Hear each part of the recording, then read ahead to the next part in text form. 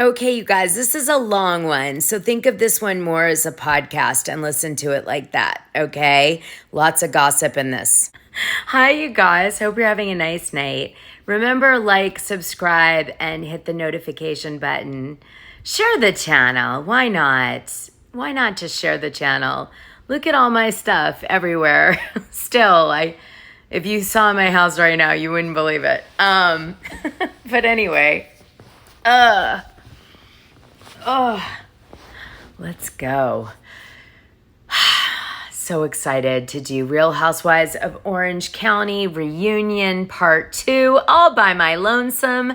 Next week, guess who's joining me for Part 3? That's right, the one, the only, Reality Diamond Freddy. You guys wanted him, so here he comes to spill the tea. He's got a whole bunch of opinions about Orange County, and I can't wait to hear them. And of course, I will spill gossip to him and vice versa, because he's my gossip buddy. I love to gossip with Freddie. He's so fun. And what else can I tell you? I have started the red light mask. I'll let you guys know how it goes. I'm on day 2. I'm pretty excited. I mean, I haven't seen results yet, but I do see like something's changing. And I felt it yesterday. Today I didn't feel it, but I felt something changing. So it would be wonderful if this really started to generate collagen in my skin and I could recommend the product that I used. I'm really hoping, because you guys know I don't promote something unless I really like it, or it works. So I'll let you know if it's BS or if it's really all that it's supposed to be cracked up to be. I have to wait 4 weeks and do it 4 times a week, 10 minutes to get the results. So I'll let you know. All right, so let's get into today's video. I am so excited because this tea dropped from Bravo Docket. That's right, the Bravo Docket girls found the lawsuit where Travis allegedly is thrown down the stairs by Gina Kirshcenheiter that we're seeing play out in Real Housewives of Orange County. So I am going to play it with you. And I found a neat tool where I can put my face in a little bar at the bottom and listen with you. So that's kind of better than the way I usually do it. So I'm excited. A new filter.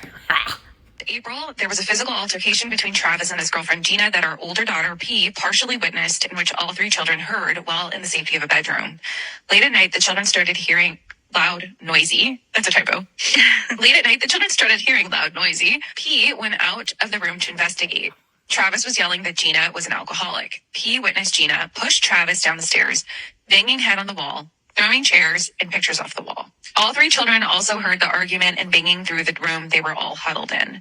After this, the kids told me. I told them that they can call the police or me if something happens like this. I tried to tell Travis that we needed to talk. He didn't respond to me. I continued to encourage the kids to go on their visits with their dad. Now P has become very vocal and states that she's not going to go. Mommy, you don't know what it's like there. So what do we get out of that? One of the kids goes out of the bedroom because they hear a noise and they notice that their dad, Travis, and Gina are in some sort of fight. Travis falls or runs, I don't know, topples over the stairs, down the stairs. She sees it. Then they start throwing pictures, it sounds like. And if you remember, I think Gina made a big deal about the family pictures on the wall in one of the episodes. Anyway, I guess this is what the kid witnesses, and then she doesn't want to go back. This may explain why, I don't know when Gina and Travis broke up in the sense of not living together, but I'd say this thing that happened in April aggravated it, because it's possible that one of the kids was like, I'm not going to go see dad anymore unless he's in his own house, or the ex could have said, you need to get in your own house because, otherwise the kids don't want to see you. Maybe things aren't as hunky-dory with the kids as we thought. And Gina, I don't know. So Gina might be like, I can't deal with this anymore. Maybe the relationship got toxic, if this is true and what the ex is saying is true. So, wow, that explains a lot. How the hell was that not on the show? Meanwhile, I want to tell you on Tuesday's episode, that dropped this week, I did a deep dive of the alleged lover of Teddi Mellencamp, and I found some really juicy tea about him and his whole life, which I demonstrate through receipts as usual. You'll like that part. All right, I'm going to play you a snippet. I can't help myself. The wife has obviously left him because of this announcement that she's no longer working for their family club, right? And she's moved on to the one that she went to, before she ever married this man. Now, what's horrific is that the only mention of this guy that I could find was in a story under the Chronicle of the Horse, which is the name of this newsletter for equestrians. And its heading is this. This is from February of 2024. Okay, so who knows, Teddi might have just entered the frame during this period. Simon and Carly Schroeder build their program around family. Oh God, that did not age well. So it says, before Simon Schroeder enters the Hunter Derby ring, he always is grateful to have his wife, Carly Schroeder, née Postal, nearby to remind him to ride like a hunter. A German-born and trained jumper rider, he sometimes needs a nudge to slow down and try to look pretty. That advice carried them to a win recently when Simon made his ride on Totally.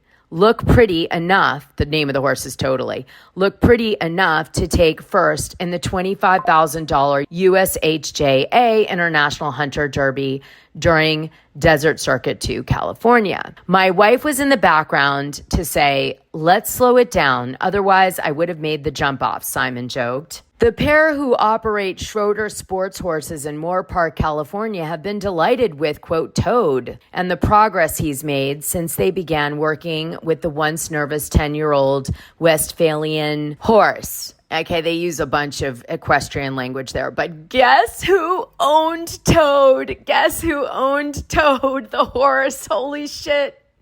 Teddi Mellencamp. You should go on the Patreon and listen to that one. But the reason I bring that bonus audio up is because I also cover a deep dive of Emily Simpson's in-laws, because of course, on last week's episode, Jennifer Pedrani called out in a gossip moment that Emily Simpson's in-laws pay for Emily's lifestyle, and that's how they're able to afford it. And Emily went on to kind of deny that, which was really odd because she never denied it in the past. She's recorded as saying it in Star Magazine, and she's actually recorded saying it on Watch What Happens Live, a little convoluted. Now, the way she says it is like the parents help them with investing or investments, makes it sound like a trust. I have a feeling they may have bought the house that Emily lives in, and that is the investment that they may have helped them with, which is a big nut.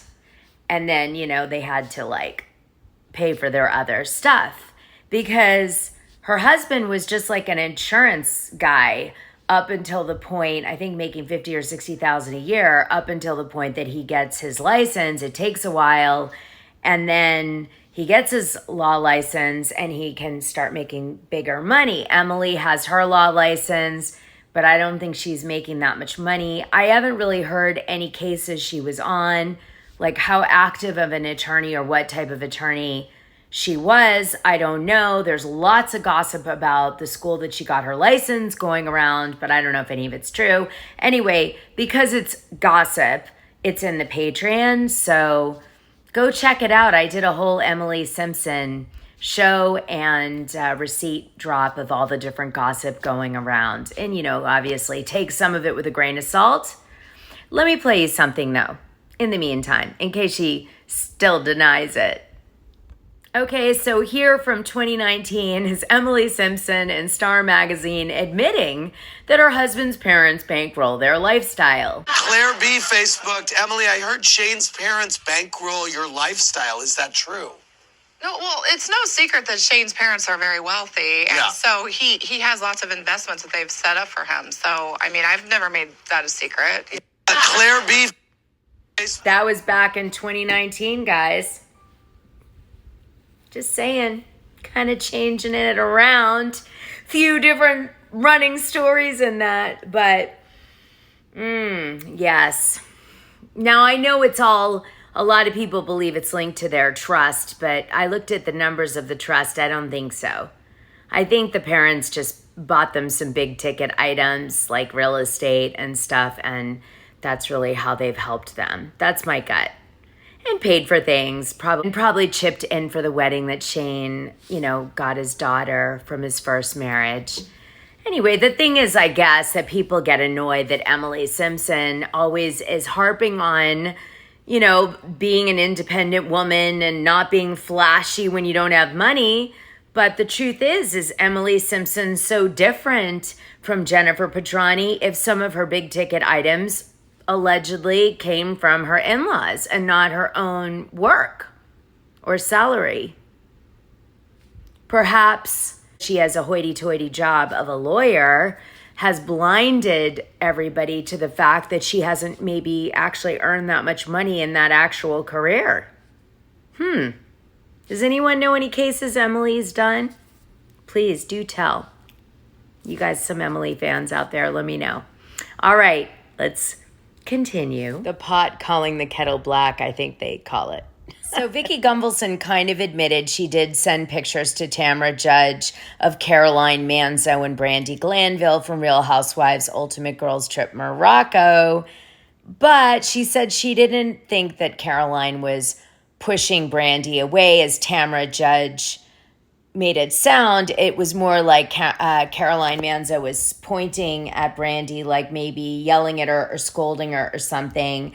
And then Vickie went on to say that Carolyn seemed to be fine with everything, more than fine with everything. In fact, Vickie would have been unfine with some of the things that Caroline was fine with, but then later, changes totally. But we know in the Patreon why that is. Vickie obviously maybe hasn't connected the dots, that Caroline Manzo wasn't used to smoking pot or doing CBD or whatever the hell they had her do before this whole thing went down. And as we know with Diddy, when you're on drugs, not obviously at the level of horse tranquilizer, but if you're not used to drugs and then you do them on a TV show and, maybe it's strong pot or whatever they provided, then you get, out of your sorts and you're kind of like watching a movie versus being in your body while it's happening. But apparently Vickie didn't address that aspect of things. So she's definitely trying to protect Brandi. I don't think she knows, what she's protecting. Brandi, can turn on a dime, so I'd be careful if I were her. Tamra, meanwhile, seems to have Caroline Manzo's back. Vickie tried to make it that she was turning on the network to get her in trouble.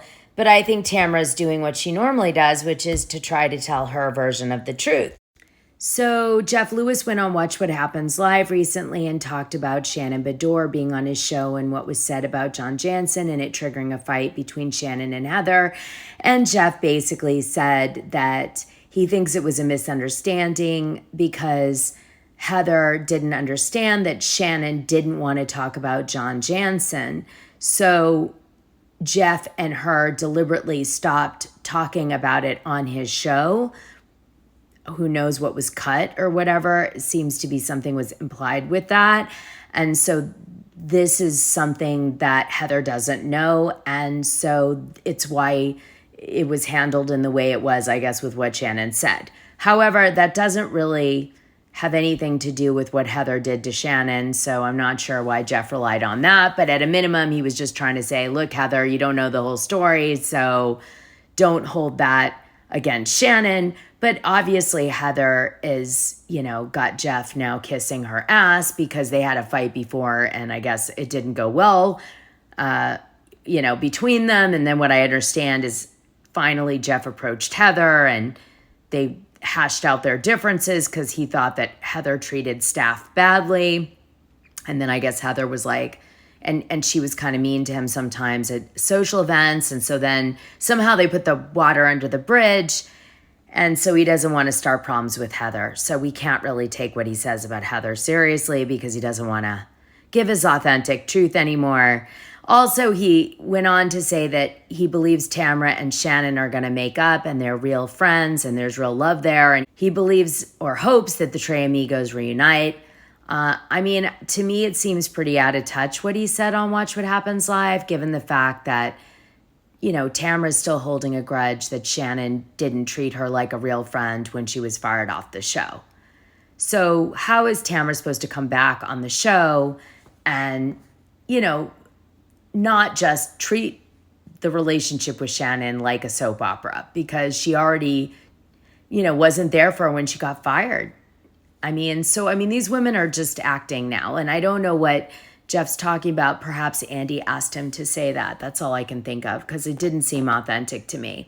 Anyway, here's what was said. I don't think that Heather understood the whole story. Jeff continued on Watch What Happens Live. We kind of backed away and stopped talking about it and wanted to stop talking about it. So It turns out what Katie Ginella said on part 1 of The Real Housewives of Orange County season 18 reunion was true, because it turns out that she wasn't included in the case between the guy and the cops, so her side of the story wasn't heard. And it happened while she was kind of going through the split with her husband, so she probably didn't get served on the suit that the guy took against Katie Ginella for, I guess, getting him arrested, quote unquote, falsely. And so she didn't get served it. It went to her husband's house. So that kind of seems true too. And so Katie Ginella on this one does seem to be telling the truth, in case you were wondering from last week. Well, let's do the Real Housewives of Orange County reunion season 18 recap. Let's start it now. Oh, look at DKNY, remember?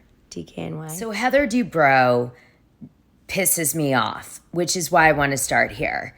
She says that Katie Ginella's daughter puts this TikTok up that, you know, I guess is demeaning to the women in one way or another. Heather chooses to get really activated over this and to kind of right away bring Katie Ginella's daughter front and center in the reunion, which is really bitchy. So then Heather Dubrow, as she's reenacting this video and what it says that Katie Ginella's daughter did, swears and all this stuff, and the women act like, oh my goodness, Heather has sworn. Heather played a slut on Married with Children. I mean, who are we pretending this woman is? Anyway, what I was trying to say was that, you know, Heather made a big deal out of Katie Ginella's daughter, you know, babysitting and hearing Emily Simpson's kids say something that Heather was like hated or something by the women and I've told you guys that I believe that, because I actually know that a lot of the women off the show don't like Heather, because Heather sees herself as better than everybody else, and she's protected by production and and so of course the women aren't going to like her that much, because it's not an even playing field. But beyond that, the little girl, and she is a little girl, she's like, what? I mean, is she like 18 or something? She cried on a podcast about being called a liar and then having people attack her on Instagram and stuff like this. And she said it was true, the story, and that she just thought it was funny. And she told her mom, Katie, the story, and she thought it was funny, which is why Katie told Tamra she didn't think it would be taken and weaponized in a way, right? And then it becomes weaponized. And then she also said that she babysat Emily's kids after it happened. So this whole conversation that Emily says occurred where she was like, we're not using that babysitter anymore. She still used her one more time after that. And for a good stint, it sounded like Katie Ginella's daughter took care of Emily Simpson's kids. But the thing is, really, I just find it horrific that, first of all, Katie didn't stand up for her daughter at the reunion tonight. That really bothered me. Katie, like, really? Come on. I mean, she was like, I don't know if she's lying, but I don't think so. And I don't know why she said that. She shouldn't have said it and all this stuff. Girl, you have got to stand up for your child on this show or you're going to get eviscerated. And so is the kid. She should have told Emily, get back in your damn box, you and Heather. You guys work out your own damn problems. It's not my problem that my daughter overheard babysitting your kids saying that everybody doesn't like Heather, and that put your relationship in jeopardy. If that puts your relationship in jeopardy, Emily and Heather, then guess what? You don't have much of a relationship. So I shouldn't be even defending this right now. You guys should just, call it quits as it is. What kind of crap friendship is that? If you're going to let two little kids overhearing something and some gossip that like an 18-year-old girl says who's babysitting hurt your relationship. I mean, just so self-important, you two. But Katie didn't do that. She was trying to like appease them. And I felt so just upset because it's just BS. Look, why is everyone bowing down to Heather and Emily suddenly on this show? It's ridiculous. I got angry on this one. And I hate to see a kid brought on this toxic freaking show, made to cry. It's just ridiculous. So I'm sticking up for Katie Ginella's daughter. Because you know what? The truth is nobody likes Heather behind the scenes on the show.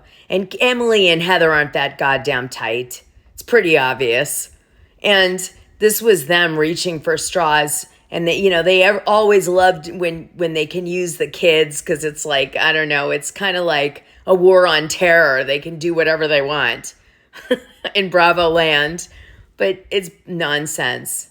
Shame on you both, Heather and Emily, making Katie's daughter cry. Jeez, pathetic. And further, maybe if Heather stopped calling Emily fat every 5 minutes with indirect blows, their relationship might have a chance. I was disappointing part 2, I'm not going to lie, but we'll get into it. At least I got activated over something. So it comes out that Tamra has no real friends. Jennifer Padrani says everybody keeps her close because they're scared of her and what she knows and what she'll say on the show. Pretty accurate. Then Jennifer calls out that Heather calls her a historic friend and downplays their friendship to her after being buddy-buddy towards the end of season 18. But we know why that is. I tell you guys every week. It's because Heather knew Tamra was sniffing around something she didn't want to have come out in the show. And I know what it is. And I've talked about it in the Patreon. And they know what it is. And the reality is that Tamra was going to come out with that. And she did, she cuddled up to her before that happened. And Tamra's an idiot. Heather doesn't like you. What can I tell you? All right. Not many people on the show do because you're like a dictator, and it's frightening. Gina then moves on and talks about how big Travis's balls are, and that's why people think he has a little D, but it's secretly a big D, just has big balls, so we learn that optical illusion. Then Jen, we find out, has now learned how to pay Ryan's car bill on time. Right. And we find out also that Ryan bought that very expensive dress for $2,000. She didn't. And we also found out that even though she didn't have the money to pay her bills for whatever reason, her husband leaving her in 5 minutes or whatever else happened, she also still shows zero remorse for all of that. And so she just plans on pretending like things aren't happening to her and just keep buying wealthy things. She's with the right guy for that situation. We'll see how that all unfolds. All right. We found out that her husband's kind of a deadbeat, and he blamed her for being a deadbeat because she called him out publicly and then punished her in some way. We know later they come to a settlement, but I'm not a big fan of her husband. I'm not a big fan of Ryan. I think she's entertaining, and I really wish her the best, but I've heard she's not a girl's girl. So maybe we're seeing some of that play out on the show. This is from girls that know her in the OC. So I guess the rumors that came out about Tamra and Eddie breaking up, which Eddie killed, must have come from a cast member on the sly. Because tonight we find out that Jennifer Padrani heard that Eddie slept on the sofa the night that she got super blackout drunk, and mentioned that Ryan was raided by the FBI and all this stuff. And she basically gets angry at Eddie and storms out and gets in the car. And Eddie's just sitting at the table, kind of blindsided, and he keeps telling her to shut up. She's out of line, and she's not listening to him. Anyway, that night, they have a real fight, and he sleeps in the casita or on the couch. And Tamra has to come clean. She first tries to cover it, but then she can't because Jennifer Pedrani knows too much, and they also shot something about it, so she's busted. So it comes out that Eddie and her did have like a real blowout. So that was interesting. Then Alexis comes out and the women are already ready to like call her names and everything. They're all jazzed up for her. Basically, the only juice we get is that Alexis believes that John Jansen has set a date with her, although she has no date, but it'll be sometime in the next 12 months, and Shannon's dying inside. Shannon keeps calling out that Alexis calls being a friend of on Bravo a career, and she's secretly giving digs to Jennifer, I think, next to her over this. Pretty much it. And then Alexis and Shannon have the same old fight they always have.